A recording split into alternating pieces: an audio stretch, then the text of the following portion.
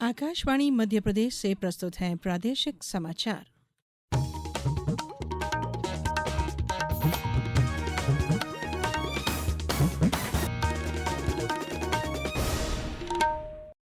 नमस्कार, समाचारों के साथ मैं धारणा सचदेव। सबसे पहले इस बुलेटिन के मुख्य समाचार। प्रधानमंत्री ने कहा, हमारी सरकार की यात्रा का आधार है बाबा साहब का जीवन संदेश। मुख्यमंत्री डॉक्टर मोहन यादव ने अंबेडकर की जन्मस्थली जाकर दी श्रद्धांजलि। नरवाई जलाने पर सख्त हुआ प्रशासन, कई जिलों में जारी किए गए आदेश। और खेलों के लिए उपलब्धियों से भरा रहा आज का दिन, तीरंदाजी में धीरज ने जीता रजत पदक। अब समाचार विस्तार से। प्रधानमंत्री नरेंद्र मोदी ने कहा है कि राष्ट्र आज बाबा साहब को श्रद्धांजलि दे रहा है और उनके आदर्श सरकार का हमेशा मार्गदर्शन करते रहेंगे। हरियाणा के हिसार में आज एक जनसभा को संबोधित करते हुए प्रधानमंत्री नरेंद्र मोदी ने कहा कि पिछले 11 वर्षों से बाबा साहब का जीवन, उनका संघर्ष और उनका शाश्वत संदेश सरकार की यात्रा का आधार रहा है। बाबा साहब डॉक्टर भीमराव अंबेडकर को श्रद्धांजलि देते हुए प्रधानमंत्री नरेंद्र मोदी ने कहा, भारत में औद्योगिकरण की दिशा में बाबा साहब ने देश के पहले उद्योग मंत्री डॉक्टर श्यामा प्रसाद मुखर्जी के साथ मिलकर काम किया था। औद्योगिकरण और मैन्युफैक्चरिंग के इस तालमेल को दीनबंधु चौधरी छोटू राम जी ने भी गांव की समृद्धि का आधार माना था। वो कहते थे, गांवों में सच्ची समृद्धि तब आएगी जब किसान खेती के साथ साथ छोटे उद्योगों के माध्यम से भी अपनी आय बढ़ाएगा। प्रधानमंत्री ने वक्फ कानून में किए गए हाल के परिवर्तनों को बचाव करते हुए कहा कि इनसे गरीब मुस्लिमों को फायदा होगा और जनजातीय भूमि को संरक्षण मिलेगा। नए प्रावधानों से वक्फ की भी पवित्र भावना का सम्मान होगा।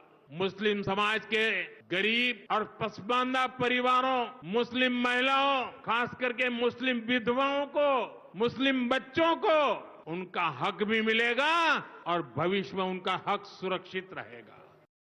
डॉक्टर भीमराव अंबेडकर जयंती के मौके पर प्रदेश के कई जिलों में आयोजन किए गए। कटनी में धूमधाम और उत्साह के साथ विशाल रैली निकाली गई, जिसमें जय भीम के नारों का जय घोष हुआ। नीमच जिले में आम आदमी पार्टी के कार्यकर्ताओं ने उद्देशिका का वाचन कर संविधान की रक्षा का संकल्प लिया। रायसेन जिला भाजपा कार्यालय जिले भर में प्रत्येक पोलिंग बूथ स्तर पर कार्यक्रम आयोजित किए गए। शिवपुरी के वार्ड क्रमांक 25 में भाजपा जिला अध्यक्ष जशवंतराव जाटव ने संविधान का वाचन किया। सागर केंद्रीय जेल में आजीवन कारावास की सजा से दंडित 9 बंदियों को सजा में छूट का लाभ प्रदान कर रिहा किया गया। उधर झाबुआ जिले में बाबा साहब की जयंती हर्षोल्लास से मनाई गई। सीहोर में अंबेडकर उपवन का लोकार्पण किया गया। बैतूल में अंबेडकर चौक पर स्थित प्रतिमा पर केंद्रीय राज्य मंत्री दुर्गादास उइके ने श्रद्धांजलि अर्पित की। खंडवा से मिली रिपोर्ट के अनुसार जिले में अलग अलग स्थानों पर डॉक्टर भीमराव अंबेडकर जी की जयंती मनाई गई और संविधान की प्रस्तावना का वाचन किया गया। संविधान निर्माता बाबा साहब डॉक्टर भीमराव अंबेडकर की 134वीं जयंती के मौके पर पूरे प्रदेश में श्रद्धासुमन अर्पित किए गए।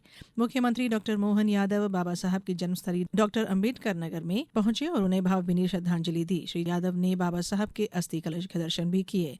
उन्होंने कहा कि बाबा साहब डॉक्टर भीमराव अंबेडकर ने 20वीं शताब्दी में ऐसे अनेक उल्लेखनीय कार्य किए जिनसे 1000 वर्ष की गुलामी की विसंगतियां दूर हुई। इन्हीं के आधार पर आज भारत दुनिया भर के सबसे बड़ा लोकतांत्रिक देश बना हुआ है। अंबेडकर जी के अगर जीवन के योगदानों को मिलाकर के बात करें, वो इतने बहुआयामी हैं और एक एक निर्णय उनका ऐसा लग रहा कि वो भविष्य को जानते थे भारत के। इसलिए भारत के भविष्य के अंदर उठने वाली चुनौतियां, आने वाली कठिनाइयां, अंबेडकर जी ने अपने जीवन काल में जो संघर्ष किया, उस संघर्ष से सबक लेते हुए भविष्य में अपने भाई बहन कभी ऐसा कोई कठिनाई आए, उसके खिलाफ लगातार संघर्ष करते रहिए। मैं उनको दोनों हाथ जोड़ के प्रणाम करता हूं। ये समाचार आप आकाशवाणी मध्य प्रदेश से सुन रहे हैं। ये समाचार बुलेटिन YouTube पर Madhya Pradesh news all India radio channel पर और Facebook साथ ही X प्लेटफॉर्म पर EIR न्यूज भोपाल पर सुने जा सकते हैं। इसके अलावा आप हमारी वेबसाइट newsoneir.gov.in पर अथवा न्यूज ऑन EIR ऐप पर भी समाचार सुन सकते हैं। समाचारों में एक बार फिर आप सभी का स्वागत है। प्रदेश में गेहूं सरसों की फसल कटाई लगभग पूर्ण हो चुकी है। ऐसे में अब फसलों के अवशेष यानी नरवाई जलाने की घटनाएं सामने आ रही हैं। इस आगजनी से जहां पर्यावरण प्रदूषित हो रहा है, वहीं जलंगों पर आग फैल रही है। मिट्टी की उर्वरक क्षमता भी घट रही है। ऐसी घटनाओं से निपटने के लिए प्रशासन ने सख्ती बरतना प्रारंभ किया है। आगरमालवा कलेक्टर राघवेंद्र सिंह ने निर्देश दिए हैं कि नरवाई जलाने वाले किसानों के खिलाफ सख्त कार्रवाई की जाएगी। इधर इंदौर जिले में नरवाई जलाने पर 24 किसानों के विरुद्ध 1,32,000 रुपए का अर्थदंड लगाया गया है। ये कार्रवाई आगामी दिनों में निरंतर जारी रहेगी। वहीं छतरपुर कलेक्टर पार्थ जायसवाल ने संपूर्ण जिले में नरवाई जलाने पर तत्काल प्रभाव से रोक लगा दी है। उन्होंने किसानों से अपील करते हुए कहा है कि किसान भाई खेतों में आग नहीं लगाएं। अगर आदेश का उल्लंघन हुआ तो कार्रवाई की जाएगी। अब बात खेल की। अमेरिका के फ्लोरिडा में तीरंदाजी विश्व कप 2025 में भारत के धीरज बॉम्बदेवरा ने रजत पदक जीता। यह इस प्रतियोगिता में धीरज का दूसरा पदक है। इस जीत के साथ भारत में तीरंदाजी विश्व कप में कुल 4 पदक जीते हैं, जिसमें 1 स्वर्ण, 1 रजत और 2 कांस्य पदक हैं। वहीं टेबल टेनिस में चीन के मकाओ में महिला सिंगल्स वर्ग में भारतीय खिलाड़ी मनिका बत्रा और श्रीजा अकुला ने ITTF विश्व कप 2025 में शुरुआती जीत के साथ की। उधर हॉकी इंडिया ने आज पर्थ हॉकी स्टेडियम में 26 अप्रैल से 4 मई तक होने वाली प्रतियोगिता में ऑस्ट्रेलिया दौरे के लिए 26 सदस्यीय महिला टीम की घोषणा कर दी है। कप्तान मिडफील्डर सलीमा टेटे और उप कप्तान नवनीत कौर होंगी। उधर बिहार में मुख्यमंत्री नीतीश कुमार और केंद्रीय खेल मंत्री डॉक्टर मनसुख मांडविया ने आज खेलो इंडिया युवा खेल 2025 के शुभंकर और लोगों का अनावरण किया। खेलो इंडिया यूथ गेम्स 2025 का आयोजन 4 मई से 15 मई तक बिहार के विभिन्न शहरों में किया जाएगा। इसके तहत 18 अलग अलग इवेंट आयोजित किए जाएंगे। अब बात मौसम की। मध्य प्रदेश के मौसम में बदलाव देखे जा रहे हैं। राज्य में पिछले 24 घंटे के दौरान भोपाल, इंदौर, उज्जैन, ग्वालियर, रीवा, जबलपुर, शहडोल और सागर संभाग के जिलों में बारिश हुई। जबलपुर और सागर में तेज हवाएं चली। मौसम विभाग ने कल 1 दर्जन से अधिक जिलों में बारिश का पूर्वानुमान जारी किया है। इसके साथ ही सिवनी, सिंगरौली, अनूपपुर, डिंडोरी, बालाघाट और छिंदवाड़ा सहित कई जिलों में बारिश और झंझावात चलने की चेतावनी जारी की गई है। अब कुछ समाचार संक्षेप में। सागर जिले में माध्यमिक शिक्षा मंडल भोपाल की कक्षा 10वीं और 12वीं की 2 लाख से अधिक उत्तर पुस्तिकाओं का 700 से अधिक शिक्षकों के द्वारा मूल्यांकन किया जा रहा है। जल गंगा संवर्धन अभियान के तहत पूरे प्रदेश में जल संरक्षण के कार्य किए जा रहे हैं। इसी श्रृंखला में कल आगरमालवा जिले के सुसनेर में विकासखंड स्तरीय कलश यात्रा निकाली गई। शहडोल जिले के पंडित SN शुक्ल विश्वविद्यालय को PM ऊषा योजना के तहत विकास कार्यों के लिए 20 करोड़ रुपए दिए गए हैं। विश्वविद्यालय प्रबंधन नए और पुराने कैंपस में भवन निर्माण की कार्य योजना बनाई गई है।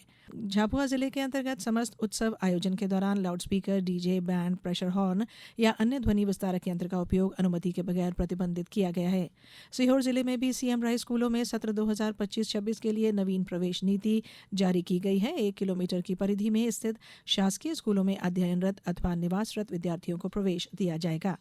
नव संवत्सर विक्रम संवत 2082 की शुभ बेला पर अखिल भारतीय साहित्य परिषद भोपाल इकाई के तत्वाधान में शक्ति सम्मान समारोह का आयोजन कल शाम 4 बजे विश्व संवाद केंद्र भोपाल में किया जाएगा। और दतिया में 2 दिवसीय कबड्डी प्रतियोगिता का आयोजन हुआ। सरस्वती ज्ञान मंदिर के मैदान में आयोजित प्रतियोगिता में 20 टीमों ने भाग लिया। बालक वर्ग में जौरा भांडेर की टीम प्रथम स्थान पर रही। अंत में बुलेटिन के मुख्य समाचार एक बार फिर। प्रधानमंत्री ने कहा, हमारी सरकार की यात्रा का आधार है बाबा साहब का जीवन संदेश। मुख्यमंत्री डॉक्टर मोहन यादव ने अंबेडकर की जन्मस्थली जाकर दी श्रद्धांजलि। नरवाई जलाने पर सख्त हुआ प्रशासन, कई जिलों में जारी किए गए आदेश। और खेलों के लिए उपलब्धियों से भरा रहा आज का दिन। तीरंदाजी में धीरज ने जीता रजत पदक। इस बुलेटिन में बस इतना ही। अगला बुलेटिन सुबह 7:10 पर। नमस्कार।